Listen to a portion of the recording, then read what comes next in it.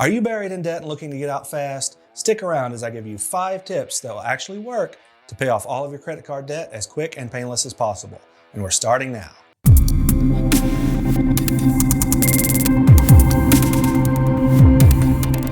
What's good, hustlers? JP here with Hustle It Productions. If you're looking to make money, pay off debt, and build wealth, make sure to subscribe and hit the notification bell so you're first to know when we drop new content.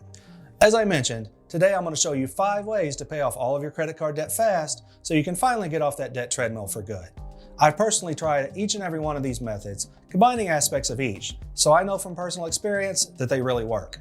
As of October 2019, Americans had over $1 trillion in credit card debt, or about an average of $8,500 per household. And I can only imagine that number went up over the holidays with all of the shopping for gifts. These high interest rate accounts, sometimes carrying interest rates as high as 29%, are what keep Americans in debt year after year. So without further ado, let's move to tip number 1. Now this is going to seem a little too obvious, but it's also the simplest for you to control, and that's just spend less money.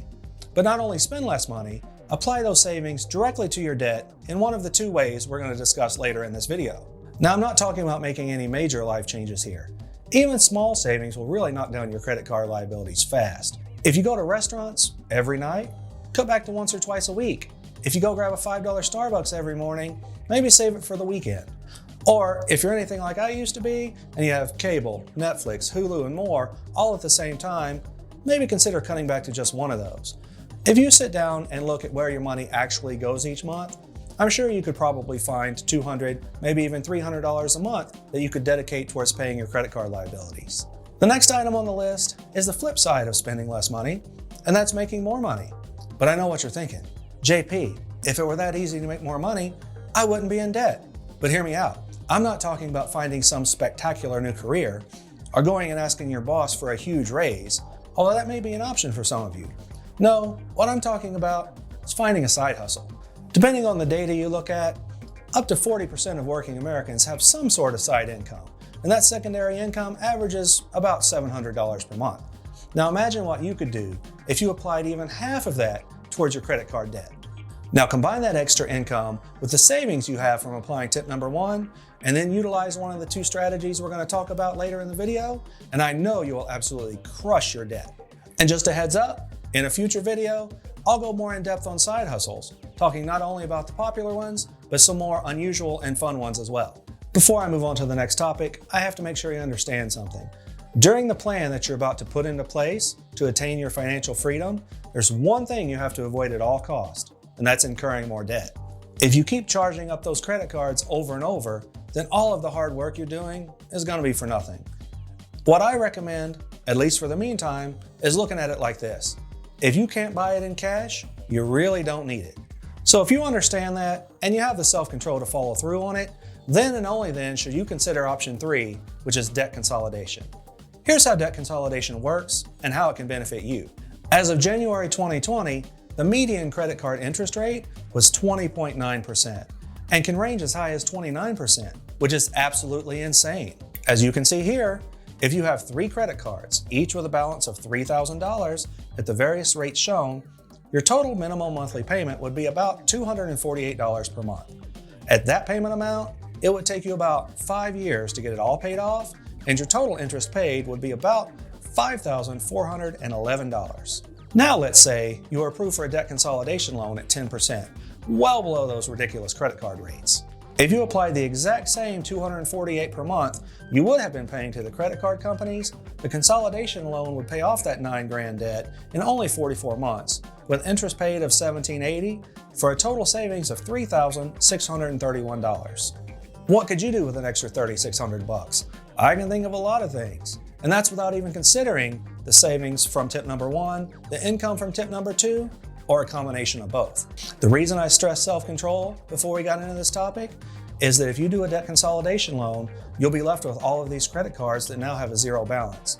You have to be able to resist the temptation to go and charge them right back up. Otherwise, you're going to be left in a worse financial position than when you started, owing the debt consolidation loan and the credit card balances. Another point of note is, not everyone can qualify for a debt consolidation loan. If you've been deep in debt long enough, there's a good chance your credit may have taken a hit.